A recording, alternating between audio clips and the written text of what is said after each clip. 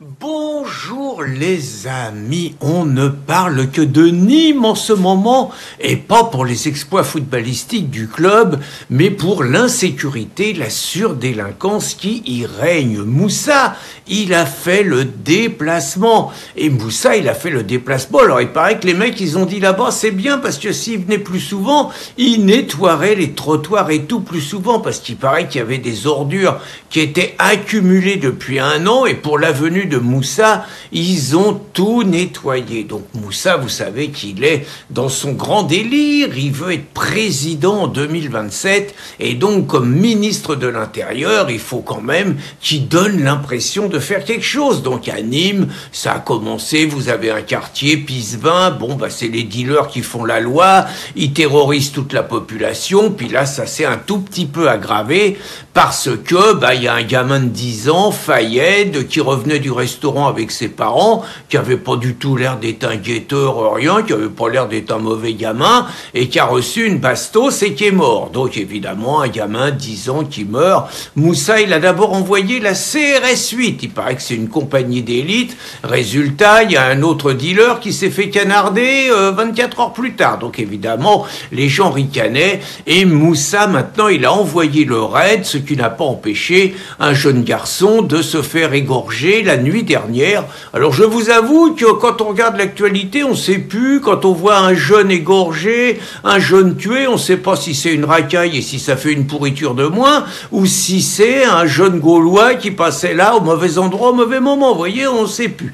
Mais à travers ce qui se passe à Nîmes, je voulais revenir un petit peu, parce que c'est pas le tout de pleurnicher sur la mort du gamin, mais il faudrait savoir un petit peu, c'est la faute à qui tout ça? Et je me rappelle que je suis allé à Nîmes dernièrement et que j'ai vu ce qu'étaient les priorités de la gauche. Les priorités de la gauche dernièrement, c'était de poursuivre devant les tribunaux Christine Tazin. Qu'est-ce qu'elle avait encore pu faire?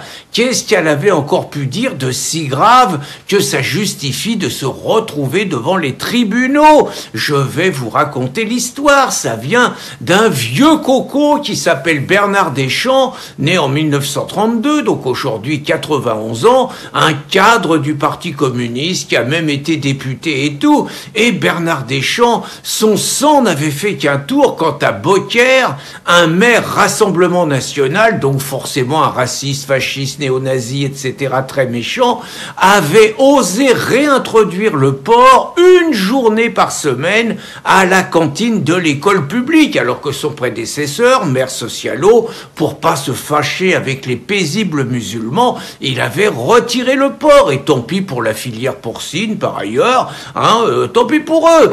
Donc Julien Sanchez, qui est un mec très bien, avait donc réintroduit le porc, et donc Bernard Deschamps, il avait fait une manifestation avec des musulmans, et il avait commencé par Allahu Akbar, ce qui est quand même remarquable, quoi. C'est juste le cri que poussent les musulmans quand ils égorgent les chrétiens ou les infidèles, mais nanar, ça lui posait pas de problème. Donc, bien évidemment, on l'a un peu taloché, c'est la règle du jeu, eux ils nous traitent de collabos, nous on l'a traité d'islamo-collabo. On aurait pu parler de ses exploits sur la guerre d'Algérie, où il a quand même une façon de réécrire l'histoire un peu curieuse, et donc ce grand amateur de la démocratie et de la liberté d'expression, comme l'a été son parti tout au long de son existence, tout au long du siècle dernier, donc n'a pas pensé que le débat démocratique suffisait. Il a donc traîné Christine devant les tribunaux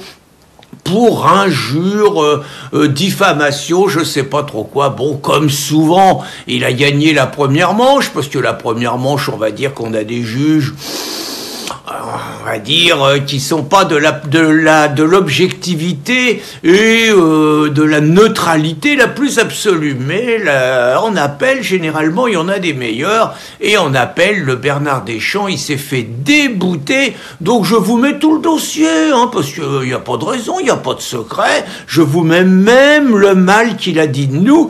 Et ce qui est très intéressant, c'est l'ensemble des organisations de gauche qui soutenaient le procès intenté à Christine Christine Tazin, vous avez tous les noms et vous avez les noms également de toutes les personnalités de gauche, 100 ou 150 à peu près, hein, qui également ont approuvé la démarche de Bernard Deschamps, qui, petite parenthèse, a pris une avocate de type arabo-musulmane, sans doute un hasard. Hein.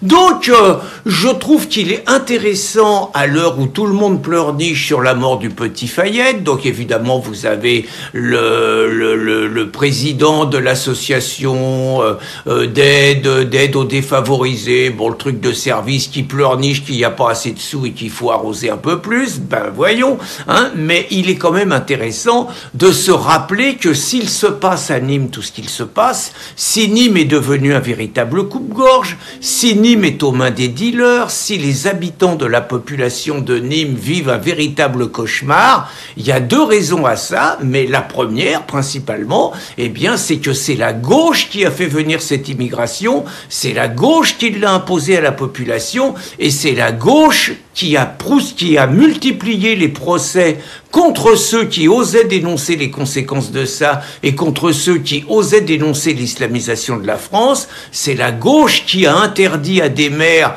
de mettre du porc dans les cantines et c'est la gauche qui a fait des pactes de type germano-soviétique. Ça va rappeler quelque chose à Bernard Deschamps parce que l'alliance entre la gauche et l'islam, c'est exactement le même type d'alliance que le pacte germano-soviétique et donc c'est cette gauche-là qui est responsable de ce désastre. C'est cette gauche-là qui a sur les mains le sang de toutes les victimes, pas seulement du petit Fayette, mais de toutes les victimes de l'immigration que nous constatons tous les jours. Et la conclusion, c'est, écoutez, les Français, tant que vous serez assez cons pour voter pour des mecs comme Mélenchon, pour le Parti communiste, pour les écolos ou pour les socialistes, eh bien, vous continuerez à avoir des morts comme le petit Fayette et tant d'autres. Bonne journée, les amis.